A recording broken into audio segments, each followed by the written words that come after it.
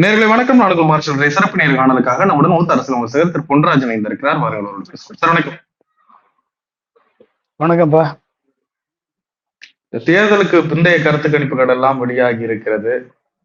நீங்க நிறைய கணிப்புகளை எல்லாம் முன்னாடி சொல்லிட்டு இருந்தீங்க. ஒப்பீனியன் போல் எலெக்ஷன் டைம்ல கூட நம்ம நிறைய பேசணும். இதெல்லாம் கொஞ்சம் மாறுபட்டு நிக்கிற மாதிரி தெரியுது. திமுகவுக்கு எல்லாரும் ஆட்சி அமைக்க வாய்ப்பு இருக்குன்னு பெரும்பாலானோர் கொடுத்திருக்காங்க. ஒரு எட்ஜ்ல கொடுத்திருக்காங்க. ஒரு ரெண்டு கருத்து கணிப்பு எக்ஸ்ட்ரீமா போயிட்டு விஜய்க்கு 100 சீட்டுக்கு மேல கொடுக்குறாங்க. ஆட்சி அமைப்பு கூட வாய்ப்பு இருக்குன்றாங்க. எப்படி பாக்குறீங்க இந்த கணிப்புகள்? விஜய்க்கு 100 சீட்டுக்கு மேல கொடுத்த கருத்து கணிப்பு அது வந்து அமித்ஷாவுடைய எண்ணத்தை வெளிப்படுத்துகிறது. அமித்ஷா அவனுடைய அருள் ஆசி EVM hatching, EVM election commission மூலமா இவிஎம் ஹேச்சிங் நடந்து அமித்ஷாவுடைய அருளாசி வந்து விஜய்க்கு கிடைச்சா அந்த ரிசல்ட் வரும். அதுல எந்த விதமான மாற்று கருத்து இல்லை. ஆனா அது நடப்பதற்கு தமிழ்நாட்டில் வாய்ப்பு இல்லைன்னு தான் நான் நினைக்கிறேன். அப்படிப்பட்ட ஒரு சூழல் வராது. இது வந்து இந்தியா டுடே ஆக்சிஸினுடைய தனிப்பட்ட ஒரு விருப்பு வெறுப்புகளுக்கு சார்ந்து அந்த கருத்து கணிப்பு வந்திருக்கு. எனவே அதை பத்தி நம்ம வந்து பெருசா எடுத்துக்க வேண்டிய அவசியம் இல்லை. நார்மலா வந்து பெரும்பாலான கருத்து கணிப்புகள் வந்து திராவிட முன்னேற்ற கழகம் 125 இருந்து 145, 160 சீட்டுகள் பெறும் என்று கணித்திருக்கிறார்கள். அதிமுக 60 இருந்து 80 சீட்டு பெறும்னு கணிச்சிருக்காங்க. ரெண்டு ஆங்கில சேனல்ஸ் வந்து அதிமுக அறுதி பெரும்பான்மை பெறும் என்று கணித்திருக்கிறார்கள், அதிமுக கூட்டணி. ஆனா பெரும்பாலான கூட்டணிகள் வந்து தாவேகா வந்து 15 இருந்து 18, 24 இடங்களை பெறும் என்று கணித்திருக்கும் பொழுதே இந்த கணிப்புகள் எல்லாமே வந்து ஏதோ யாரையோ சேட்டிஸ்ஃபை பண்றதுக்காக எடுக்கப்பட்ட கணிப்புகளாகத்தான் தெரிகிறதே ஒழிய இது வந்து அதிமுகவும் தாவேகாவும் கூட்டணி அமைத்தால் வந்து ஒரு கூட்டணி ஆட்சியை உருவாக்கி விடலாம் என்ற சில பேரது நப்பாசிகளுக்கு தீனி போடக்கூடிய அளவுல அது இருக்கே ஒழிய உண்மையான மக்களது எண்ணங்களை பிரதிபலிப்பதாக அது இல்லை. கிட்டத்தட்ட வந்து 18 இருந்து 24 சீட்டுகளை தாவேகா பெற வேண்டும் என்று சொன்னால் அவர்கள் வந்து கிட்டத்தட்ட ஒரு 40 சீட்லயாவது 33% மேல அவர்கள் வந்து வாக்குகளை உறுதி செய்யணும். 33% மேல வாக்குகளை உறுதி செய்தால் மட்டுமே, அதுக்கு மேல வாக்குகள் பெற்றால் மட்டுமே, 33 இருந்து 40% வாக்குகளை பெற்றால் மட்டுமே ஒரு 18 இருந்து 24 சீட்டு வந்து கன்வெர்ட் ஆகும். அதுக்கு நான் 100% வாய்ப்பே கிடையாது. தமிழ்நாட்டில் அதுக்கு 100% வாய்ப்பே கிடையாது. அப்ப எப்படி வந்து கன்வர்ஷன் ரேசியோ நடக்கும்? ஈவன் விஜய் போடுற கான்ஸ்டியூன்சிலேயே அந்த வாய்ப்பு இல்லைன்றப்ப வேற யாரு நிக்கிற இடத்துல அந்த வாய்ப்பு கிடைக்கும்? பெரம்பூர்லையும் கிடையாது, மதுரை திருச்சி கிழக்குலையும் கிடையாது. அப்ப 33% வாக்குகளை பெறக்கூடிய வல்லமை, அந்த ஒரு ஆற்றல் வந்து விஜய்க்கு இருக்கிறதா என்று சொன்னால் அது இல்லை. அப்படி இருக்கும் பொழுது இந்த 18 இருந்து 24% என்பது ஒரு ஹியர்சேல எல்லாரும் நாங்க போட்டோம்னு சோசியல் மீடியா ஃபாலோவர்ஸை திருப்திப்படுத்துறதுக்காக சொல்லப்பட்ட கருத்து கணிப்பாக தான் பார்க்கிறேன். கண்டிப்பாக திராவிட முன்னேற்ற கழகம் 40%க்கு குறையாமல், குறைந்தது 40%க்கு மேலதான் அவர்கள் வந்து 40 இருந்து 45% இந்த அளவிற்கு அவர்கள் வந்து அறுதி பெரும்பான்மை பெறுவதற்கு வாய்ப்பு இருக்கிறது. 160 இருந்து 180 சீட்டு கண்டிப்பாக திராவிட முன்னேற்ற கழக கூட்டணிக்கு கண்டிப்பாக கிடைக்கும் என்றுதான் நான் கருதுகிறேன். அதே மாதிரி அதிமுக தலைமையிலான என்டிஏ கூட்டணி கண்டிப்பா ஒரு 60 சீட்டு குறையாமல் பெறுவார்கள் என்றுதான் நான் கருதுகிறேன். எனவே வந்து 60 இருந்து 80 சீட்டு குறையாமல் பெறுவார்கள் என்றுதான் நான் நினைக்கிறேன். மற்றபடி நாம் தமிழருக்கு ஒரு சீட்டு வந்தால் நல்லது என்று நம்ம நினைக்கிறோம், ஆனா வருமானு தெரியாது. அப்ப நாம் தமிழருக்கே ஒரு சீட்டு வராது என்ற நிலை இருக்கும் பொழுது தாவேகாவுக்கு எப்படி வரும்? 33% எங்க வாங்குறது? ஸோ கண்டிப்பா வந்து தாவேகாவுக்கு வந்து அர்பன் கான்ஸ்டியூன்சில ஒரு 20%, 25% வரைக்கும் வந்து ஒரு வாக்கு சதவீதம் வந்திருக்கலாம். அது அர்பன் கான்ஸ்டியூன்சில. ரூரல் கான்ஸ்டியூன்சில around 5 to 6% or 8%, maximum 8%, 5 to 8% தான். இதுக்கு மேல தாண்டறதுக்கு வாய்ப்பு இல்லை என்றுதான் நான் கருதுகிறேன். ஓவராலா 10% எடுத்துட்டா பெரிய விஷயம். அது வந்து அதை வந்து சீட் கன்வெர்டபிலிட்டிக்கு வாய்ப்பே கிடையாது என்றுதான் எனது கணிப்பு. மற்றபடி இல்ல, எல்லா கருத்து கணிப்புகளும் ஓவராலா பெரும்பாலான கருத்து கணிப்புகள் திமுக வரும்னு சொல்லிட்டாங்க. எல்லா கருத்து கணிப்புகளும் பொதுவா ஒத்துக்கிறாங்க. விஜய்க்கு 20% ஏறக்குறைய ஓட்டு இருக்கு. விஜய் வந்து ஒரு 10 சீட்டுக்கு மேல வாங்குவாரு, 20 சீட்டு வரைக்கும் கூட வாங்குவாரு அப்படின்ற மாதிரி. இது வந்து எல்லாமே காமனா கொடுக்குற மாதிரி இருக்கு. இல்ல இல்ல இல்ல, நீ எப்படிங்க? அதாவது அவங்க கொடுக்கட்டும், அவங்க எதுவும் பிரச்சனை இல்லை. அப்ப அந்த 20 சீட்டு வரணும்னாலே 25%ல இருந்து 30% கிராஸ் பண்ணணும் மார்ஷல். 30%க்கு மேல நீங்க கிராஸ் பண்ணால் மட்டும்தான், அதுவும் ஒரு 40 சீட்ல 30%க்கு மேல கிராஸ் பண்ணாதான் அந்த அந்த அந்த நாடு 4 கார்னர்டு ஃபைட்ல 30% அண்ட் அபவ் கிராஸ் பண்ணா மட்டும்தான் ஒரு 20 சீட்டு கன்வெர்ட் ஆகும். 40 சீட்ல 40 இருந்து 60 சீட்ல இந்த 30% கிராஸ் பண்ணணும். கிராஸ் பண்ணாதான் போட்டியில வந்து ஒரு 20வது கன்வெர்ட் ஆகும். அப்ப 30% 60 சீட்ல 30% வாங்குற அளவுக்கு தாவக்காவுக்கு எங்க நீங்க அப்ப என்னாச்சு? 30% வாங்கணும்னா ஏடிஎம்கே 30ல குறையணும், டிஎம்கே 30 கீழே வரணும், ஏடிஎம்கே 30 கீழே வரணும், தாவக்கா 33க்கு மேல போகணும். போகுமா? அது எங்க போகும்? எப்படி போகும்? எப்படி போகும்? போறதுக்கு வாய்ப்பு 20% டிஎம்கேல இருந்து குறையுது, 50ல இருந்து. எப்படிங்க குறையும்? ஆன்டி இன்கம்பன்சின்னு எடுத்துக்கிட்டா கூட 1952ல இருந்து வரிசையா நீங்க எல்லா தேர்தலும் எடுத்து பாருங்க. ஆன்டி இன்கம்பன்சி ஃபேக்டர் எவ்வளவுல இருக்கு? 3%, 4%, 6%, 8%, 10%, 12%. இதுதான் ஆன்டி இன்கம்பன்சி ஃபேக்டர். இப்படித்தான் வந்து ஆட்சிகள் மாறி இருக்கிறது. ஒரே ஒரு முறை மட்டும் தான் 33%ல வந்து 96ல ஜெயலலிதாவுக்கு எதிரான ஆன்டி இன்கம்பன்சி வந்தது. மற்றபடி நீங்க ஓவரால் ஆன ஆவரேஜ் எடுத்தீங்கன்னா 6% தாண்டாது ஆன்டி இன்கம்பன்சி.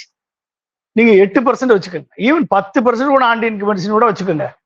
10%ல 50% அட்வான்டேஜ் வந்து தாவக்காவுக்கு கொடுங்க. 50%. அப்ப என்னாச்சு? 5%. ஏடிஎம்கேல இருந்து ஒரு 5%, 10% ஆச்சா? ஏற்கனவே ஒரு 5% வச்சிருக்காரு அவரு, ரசிகர்கள் ஓட்டு, அவங்களுடைய பெற்றோர்கள் ஓட்டு. அது ஒரு 10%, 5%. ஸோ மொத்தம் 15% எப்படிங்க தாண்டும்? அதுக்கு மேல எங்க இருக்கு ஓட்டு? சொல்லுங்க.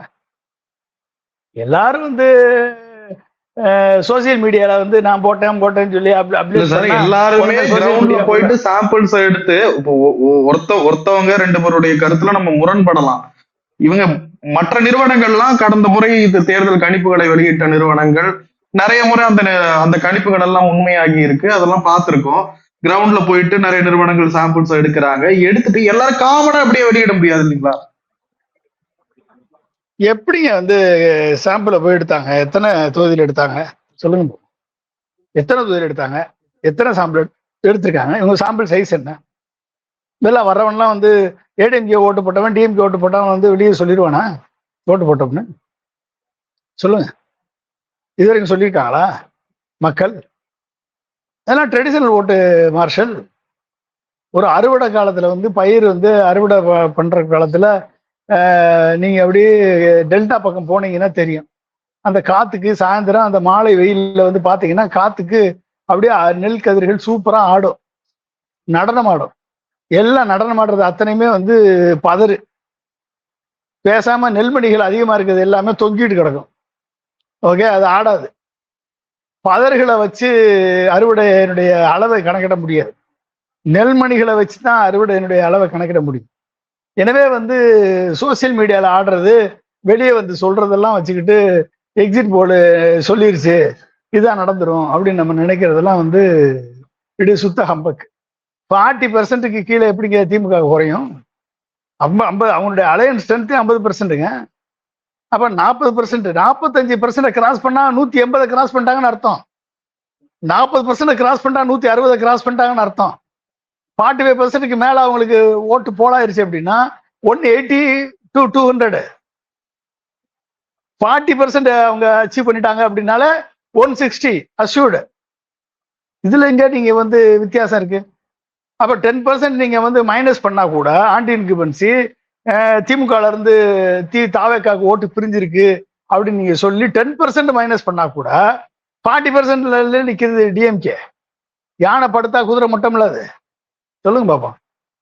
அப்ப அதிமுகவுக்கு கிடைக்கிற அட்வான்டேஜ், அதுல ஆன்டி இன்கிரிமெண்ட்ஸ்ல 10%ல வந்து 50% நீங்க இது தாவக்கா கொடுங்க, 50%ல 5%ல 4% ஏடிஎம்கே, 1% நாம் தமிழர் கொடுங்க.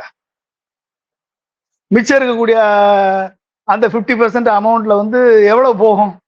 அப்ப அண்ணா திராவிட முன்னேற்ற கழகத்துல இருந்து பாதி ஓட்ட விஜய் பிரிக்கிறாரு அப்படின்னா கூட அந்த 4% ஆன்டி இன்கிரிமெண்ட்ஸுடைய பெனிஃபிட் மைனஸ் ஆயிருது அப்படியே. அப்ப 30 to 35%, 30 to 35% ADMK நிக்குத, 40%ல DMK நிக்குத, 5% வித்தியாசத்துல DMK ஜெயிக்குது. இங்க சொல்லுங்க பாப்போம் எப்படி இருக்கும். இவங்க அப்ப இது ரெண்டையுமே அடிச்சு வரணும்னா 40 + 35, 4 3 7 75 ஆச்சு, முடிஞ்சு போச்சு. நாம் தமிழர் ஒரு 10 85 ஆச்சு. மிச்சம் எவ்வளவு இருக்கு? 85 போக மிச்சம் எவ்வளவு இருக்கு? எத்தனை பர்சன்டேஜ் இருக்கு? 15%. அந்த 15% வச்சுக்கிட்டு நீங்க எப்படி தமிழ்நாடு முழுக்க வந்து சீட் கன்வெர்டபிலிட்டி வரும் சொல்லுங்க. திருச்செந்தூருக்கு காவடி எடுத்தாலும் ஜெயிக்க முடியாதுங்க.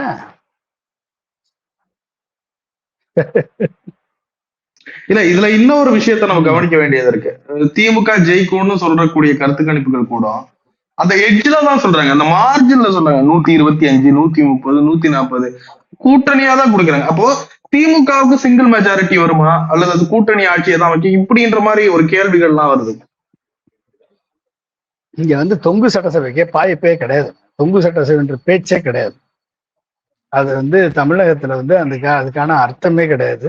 இவர்கள் வந்து எல்லாருமே ஒரே மாதிரி இவங்க சொல்றாங்க அப்படின்னா வந்து இது இவர்கள் வந்து அண்டர்மைன் பண்றாங்க.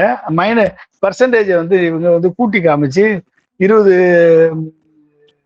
விஜய்க்கு வந்து இவ்வளவு பர்சன்டேஜ் இருக்கு, 20 சீட்டுக்கு கன்வெர்ட் ஆகும் அப்படின்லாம் இவங்க சொல்றதெல்லாம் வந்து அதனால வந்து இவங்க இந்த சீட்டை குறைக்கிறாங்க. இல்லைன்னா வந்து அது அப்படி கிடையாது கணக்கு.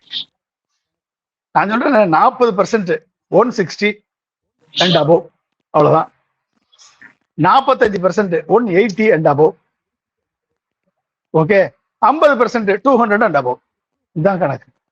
ஸோ 40% வந்து அஷூடா டிஎம்கே கிடைக்குது அப்படின்னா 160 and above கண்டிப்பா வந்து திமுக கூட்டணி வெற்றி வரும். இதுல அறுதி பெரும்பான்மை திமுக அறுதி பெரும்பான்மை கண்டிப்பா பெறும்.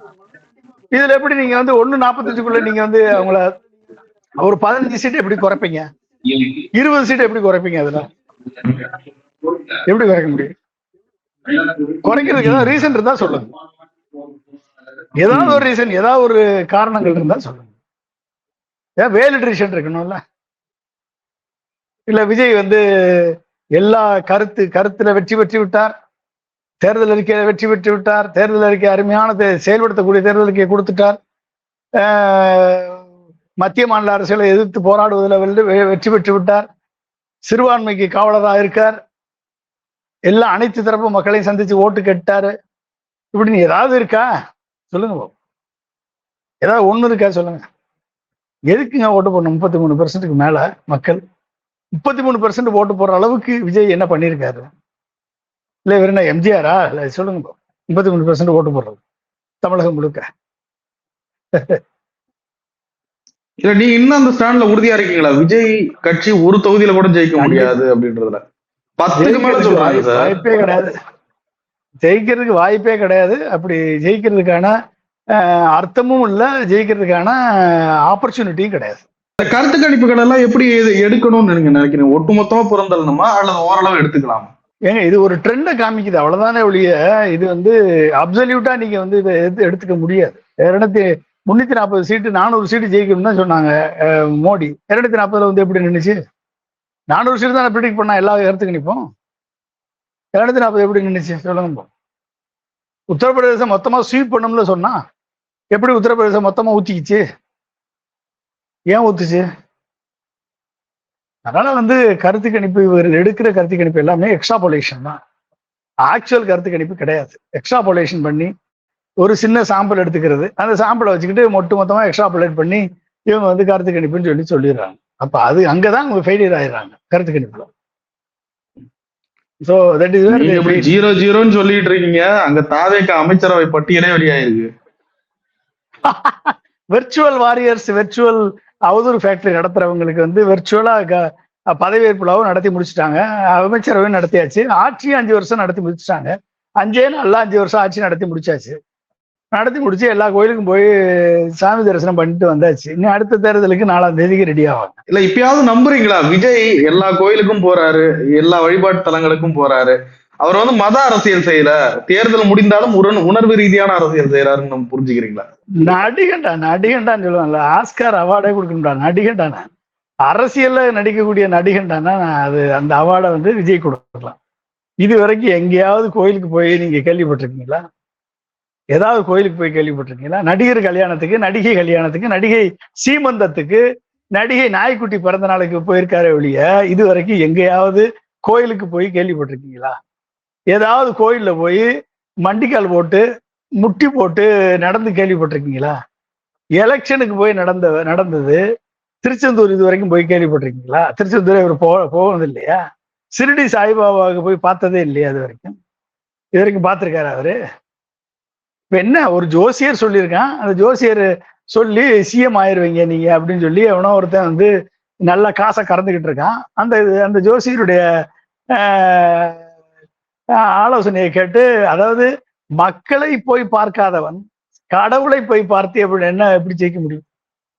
மக்கள் பிரச்சனையில இருக்கும் போது மக்களது பிரச்சனைகளை கேட்காதவன், மக்களது பிரச்சனைகளுக்காக களத்தில் நிற்காதவன், ஓகே, கடவுளை சென்று தரிசித்தால் வெற்றி பெற்று விடலாம் என்று எண்ணுபவன் எப்படி வந்து ஜெயிக்க முடியுங்க?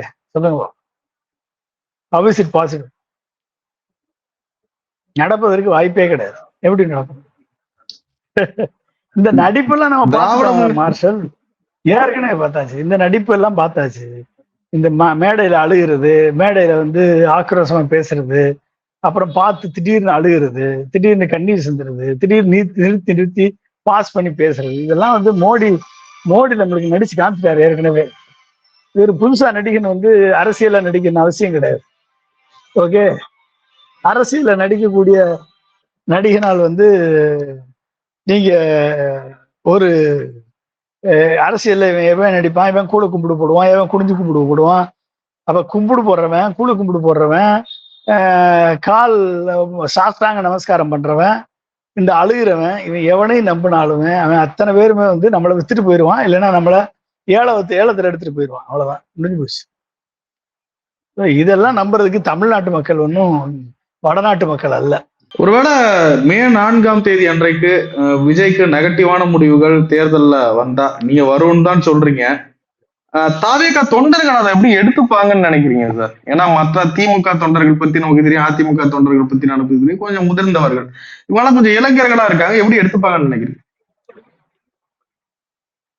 அடுத்து ரீல்ஸ் போடுவான், ஷார்ட்ஸ் போடுவான், அழுவான், பிரச்சனை பண்ணுவான், கரைச்சல் பண்ணுவான். அவன் தான் வந்து இப்பதான் பேசுறானே எல்லாரையும், நாங்க அவன் அடிப்போம், இவன் அடிப்போம், அப்படி பண்ணுவோம், இப்படி பண்ணுவோம், அப்படி எப்படின்ற மாதிரி மிரட்டல் தொனியில பேசிட்டு இருக்காங்க.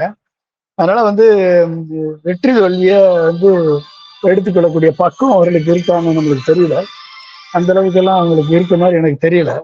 வெற்றி தோல்வியை வந்து பக்குவமா எடுத்துக்கொள்ளக்கூடிய ஒரு திமுகவை போல வெற்றியும் தோல்வியும் தாங்கிக் கொள்ளக்கூடிய வலிமை உள்ளவர்களா என்ற தெரியல. அதே மாதிரி அதிமுகவை போல வெற்றியும் தோல்வியும் தாங்கிக் கொள்ளக்கூடிய வலிமை உள்ளவர்களான இல்லை. ஏன்னா இதெல்லாம் ஃப்ரெஜைல் ஜென்சி தலைமுறை. அப்ப அப்பா அம்மா சொன்னாலே உடைஞ்சு போகக்கூடிய ஜென்சி தலைமுறை, ஒரு தோல்வியை தாங்காத ஜென்சி தலைமுறை, ஒரு பிரச்சனையும் வந்தா பயந்து ஓடக்கூடிய ஜென்சி தலைமுறை. இப்படிப்பட்ட ஒரு தலைமுறை வந்து என்னைக்கு ஒருத்தன் வீராவேசமா ஒரு சோசியல் மீடியால பேசுறானோ அவனை மாதிரி ஒரு கோழை எவனும் கிடையாது. அப்ப இப்படிப்பட்ட ஒரு ஃப்ரெஜைல் மைண்ட் உள்ள ஒரு கோழைகளை வந்து தனது ரசிகர்களாக உருவாக்கி வைத்து தற்குறிகளாக மாற்றி வைத்திருக்கிறார் இந்த ஆதாய சுதாடி நடிகர் விஜய். எனவே வந்து அவரது ஆதாயத்திற்காக இந்த இளைஞர்களை ஒட்டுமொத்தமா பணயம் வைத்து சிறு குழந்தைகள் முதற்கொண்டு இவர் வந்து கபலீகரம் செய்து அரசியல் தேர்தல் விதிமுறைகளுக்கு மீறி இந்த வாக்குகளை குழந்தைகள் மூலமாக வாக்கு சேகரித்து குழந்தைகளை தூண்டிவிட்டு குழந்தைகள் மூலமாக வந்து பெற்றோர்களை இன்ஃப்ளூயன்ஸ் பண்ணி இப்படி வந்து ஒரு தேர்தல் தகுதி நீக்கம் செய்ய வேண்டிய நிலைக்கு ஆளாக்கப்பட்ட நடிகர் விஜய் தேர்தல் கமிஷனால் முற்றிலுமாக இந்த தேர்தலில் போட்டியிட்ட அனைத்து தாவேக அணியினரும் விஜய் செய்த இந்த ஒரு செயலால் ஒட்டுமொத்தமாக பதவி விலக்க வேண்டிய கட்டாயத்தில் இருக்கிறார்கள். எனவே இவர்கள் தேர்தல் கமிஷன் நினைத்தால் இவர்கள் அத்தனை பேரையுமே தேர்தல் சட்ட விதிமுறைப்படி பதவி நீக்கம் செய்யலாம். அந்த அளவிற்கு இவர்கள் குற்றம் செய்திருக்கிறார்கள். எனவே இவர்களுக்கு ஏற்படக்கூடிய இந்த தோல்விகளை பெற்றோர்கள் தான் தாங்க வேண்டும். ஏனென்று சொன்னால் இந்த ஆதாய சூதாடி நடிகர் விஜய் ஒருபோதும் அவர் தொண்டர்களுக்கு வெற்றியையும் தோல்வியையும் சமமாக எடுத்துக்கொள்ளுங்கள், இதனால் ஆடுவதோ அடுத்தவர்களுக்கு துன்பம் விளைவிப்பதோ கூடாது என்று அறிவுரை சொல்லக்கூடிய தலைவனும் அல்ல, அப்படிப்பட்ட ஒரு நிலையில் இருக்கக்கூடிய ஒரு தலைவனும் அல்ல. அவர் ஒரு ஆதாய சூதாடி. இந்த இளைஞர்களது செயல்களால் தனக்கு ஒரு ஆதாயம் கிடைக்கும் என்று சொன்னால் அதை ரசித்து என்ஜாய் பண்ணக்கூடிய ஒரு சைக்கோ மனநிலை பிடித்தவர் தான் மிஸ்டர் விஜய். எனவே அப்படிப்பட்ட எண்ணம் கொண்டவருக்கு இந்த மனநிலையால் பாதிக்கப்பட்டு ஏதாவது ஒரு தவறான முடிவை எடுக்கக்கூடிய சூழல் இந்த இளைஞர்களுக்கு குழந்தைகளுக்கு ஏற்பட்டால் அதுக்குரிய ஒட்டுமொத்த விளைவையும் விஜய் தான் காரணமாக அமைவார். ஆனா 41 பேர் செத்ததுக்கே இன்னும் வரைக்கும் அவர் காரணம் இல்லை என்று அவர் உள் மனது நம்புகிறது என்று சொன்னால் எப்படிப்பட்ட மனநிலை கொண்டவராக மனப்பிறழ்வு கொண்டவராக இந்த நடிகர் ஆதாய சூதாடி நடிகர் விஜய் இருக்கிறார் என்பது நமக்கு எல்லாருக்கும் தெரியும். எனவே அப்படிப்பட்ட ஒரு மனநிலை கொண்டவரை ஃபாலோ பண்ணக்கூடிய இளைஞர்கள் பெற்றோர்கள் கொஞ்சம் கவனத்தில் கொண்டு இவர்களுக்கு தகுந்த மனநல பயிற்சி அளிக்க வேண்டும், மனநல பரிசோதனைக்கு உட்படுத்த வேண்டும், அவர்களை பாதுகாக்க வேண்டும் என்றுதான் நான் வேண்டுகோள் விடுக்கிறேன். கண்டிப்பாக பெற்றோர்கள் இந்த நேரத்தில் கண்டித்து திருத்த வேண்டிய கட்டாயம் ஏற்பட்டால் அவர்களை கண்டித்து திருத்த வேண்டும். அந்த குழந்தைகளுக்கு செல்லம் கொடுத்து இதுவரை வளர்த்தது போதும், இனிமேலாவது கண்டித்து திருத்த வேண்டிய சூழல் ஏற்பட்டால் அதை கண்டித்து திருத்த வேண்டும். நிறைய விஷயங்களை பகிர்ந்து ரொம்ப நன்றி சார். நன்றி. தேங்க்யூ.